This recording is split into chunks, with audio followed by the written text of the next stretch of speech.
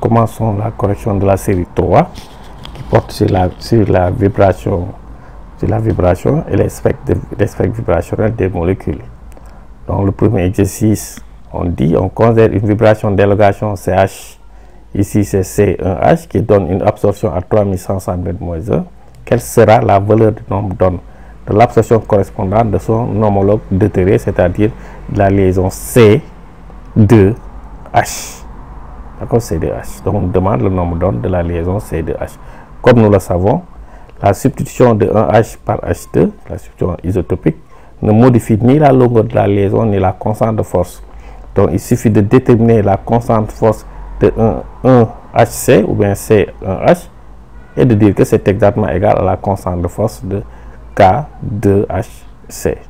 On sait l'expression de la constante de force 4pi carré C carré sigma carré mu C1H. Bien sûr, comme on a la même constante de force, ici on détermine la constante, la deuxième constante K2HC, et ici on a 4pi carré 3 10 puissance 8 au carré 310 000 mètres moins 1 au carré, 12 la masse du carbone en UMA, 8,01 la masse de l'hydrogène en UMA, 1000 pieds par l'unité de masse atomique, et on a 527,07 newtons par mètre. La constante de force, les deux constantes de force sont identiques. Ça va nous permettre de déterminer le nombre d'ondes CH2 à la même fréquence.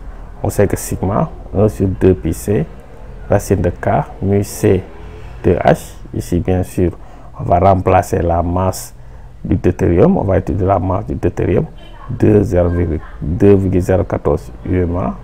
Donc UMA ici en haut, UMA au carré, donc ça se simplifie, il vous reste ici UMA. Donc la valeur en mètre moins 1, 227 633 mètre moins 1, ce qui fait 2276 cm moins 1. Donc vous voyez que le nombre d'ondes du deutérié apparaît avant celui de l'hydrogène simple.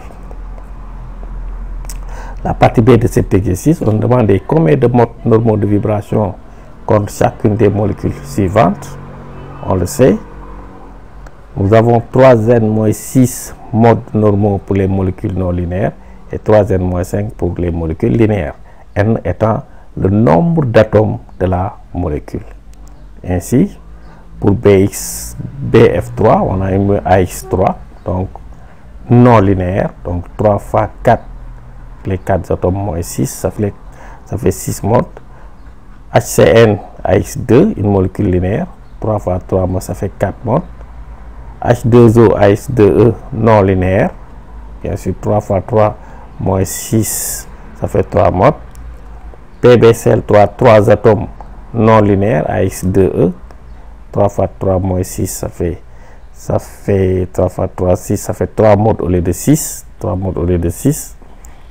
Donc on rectifie 3 modes au lieu de 6. 3 fois 3 moins, c'est bien 3 fois 3, c'est bien 3 fois 3, 9, moins ça fait bien 3 modes au lieu de 6. Et bien sûr, on continue.